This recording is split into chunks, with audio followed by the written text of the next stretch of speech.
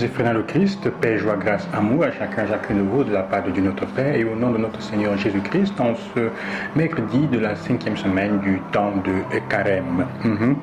Et depuis le début de cette semaine, et déjà quelques jours encore avant, on a commencé à lire l'évangile de Jean, Jean au chapitre 8,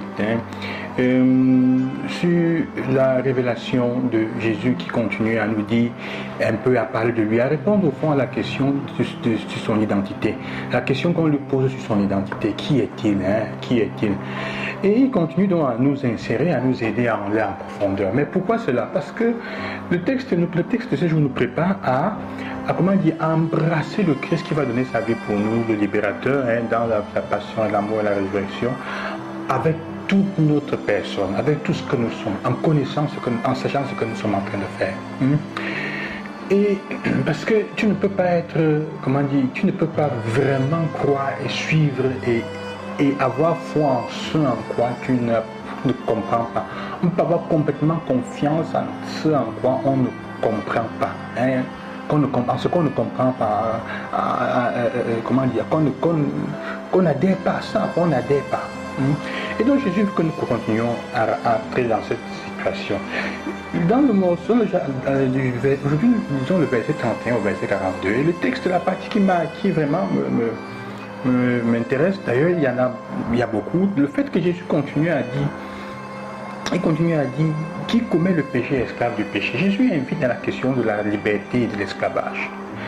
Il fait comprendre en fait que le choisir, c'est choisir la liberté. Mais refuser de le choisir, c'est en fait choisir de rester esclave. C'est choisir de continuer à agir sous la gouvernance et sous la domination de quelqu'un, de quelque chose d'autre, qui peut être notre rébellion, qui peut être nos désirs, nos pouvoirs de domination, notre égoïsme. On sera toujours quelque chose, il y a toujours quelque chose qui va nous libérer, qui va nous contrôler. La question fondamentale est celle-là. Es-tu contrôlé ou est-ce que c'est toi qui contrôles ta vie? Et je te comprends que pour contrôler sa vie, pour penser avoir un peu de contrôle sur sa propre vie, il faut la mettre entre ses mains. Il faut le choisir. Alors aujourd'hui, il dit en fait, et il a dit, pourtant vous cherchez à me tuer, parce que ma parole ne trouve pas sa place en vous. Cette partie m'a intéressé vraiment. C'est un évangile qu'on lit souvent, mais aujourd'hui, il y a un goût particulier avec cette parole. Parce que ma parole ne trouve pas sa place en vous. Il ne dit pas que ma parole ne peut pas entrer en vous. Elle ne trouve pas sa place. Ça veut dire que ta vie, ton cœur, notre cœur est tellement rempli de choses, d'autres choses, que la parole n'arrive pas à trouver sa place là. Elle ne force pas pour habiter en nous. Il faut que nous lui fassions place. Ce n'est pas que parce que nous écoutons la parole de Dieu tous les jours le dimanche, automatiquement elle change notre vie, elle entre en nous. Il faut qu'elle trouve un endroit où s'attacher, où habiter, qu'elle trouve de la place où rester. Et c'est une question, comme Jésus dit, c'est une question de liberté. Parce qu'il dit, parce que c'est le Fils de l'homme qui vous rend libre. Si tu écoutes la parole de Dieu, tu vas devenir libre. Et là, tu connaîtras la vérité, et la vérité te libérera. Malgré le fait qu'on est dans un monde où la question de la liberté, on tend à vouloir la rendre subjective, ça dépend de la liberté, la vérité, il n'y a pas de vérité objective. Jésus continue à nous dire, je suis la vérité. Ça veut dire que je suis ce qui vraiment éclaire et te donne le vrai goût des choses. Je suis l'authenticité. Écouter ma parole te permet de vivre et de connaître les choses dans leur authenticité. Et donc de devenir authentique toi-même. Je suis la vérité. Mais la question fondamentale ici est, est-ce que la parole de Dieu trouve place en nous? Est-ce qu'elle trouve place dans ton cœur? Oui ou non? La question qu'il faut se poser, si on veut dire oui, c'est en quoi est-ce que mes choix, mes attitudes et mes changements sont conformes à la parole de Dieu? Est-ce que je m'efforce d'agir et de vivre en fonction de cette parole que j'écoute? Est-ce que je prends du temps pour la lire?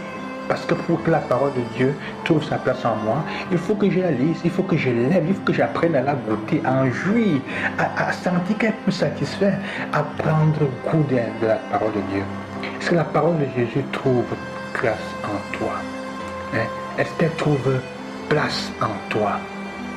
Si oui, est-ce qu'elle te change dans le quotidien? Si tu dis oui, elle m'a changé, mais on ne voit pas les fruits, elle a place en moi, ça veut dire que tu mens. Et ça veut dire que tu n'es pas libre. Parce qu'on n'est pas libre, quand on n'est pas libre, on ment. Le mensonge est le fruit de l'esclavage, sœurs et frères. Quand on n'est pas libre quelque part, quand on n'a pas le courage de dire la vérité, ça veut dire qu'on n'est pas libre. Il y a quelque chose qui nous tient esclaves, embrigadés encore quelque part. Alors la toute question aujourd'hui à laquelle répondre cette semaine de 16 jours, c'est qu'est-ce qui t'emprisonne? Quelles sont les prisons que tu as? Qu'est-ce qui t'enlève ta liberté? Le désir de montrer aux gens ce que tu es, de prouver au monde ce que tu peux avoir, ce que tu peux être. Alors tu t'attaches au matériel et autre chose.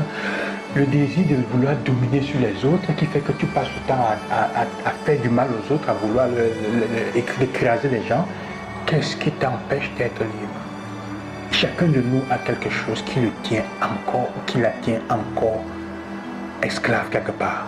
C'est le temps de regarder cela en face. Comme Jésus disait, de lever les yeux vers le serpent de rein, regarder cela en face et de prendre la peine d'écouter, de se mettre à l'écoute de la parole de Dieu pour trouver dans cette parole la force, le conseil juste pour sortir, pour devenir libre, pour changer notre vie. La parole de Dieu trouvera-t-elle une place dans ta vie? Que Dieu vous bénisse et qu'il vous accompagne. Bonne journée et à demain.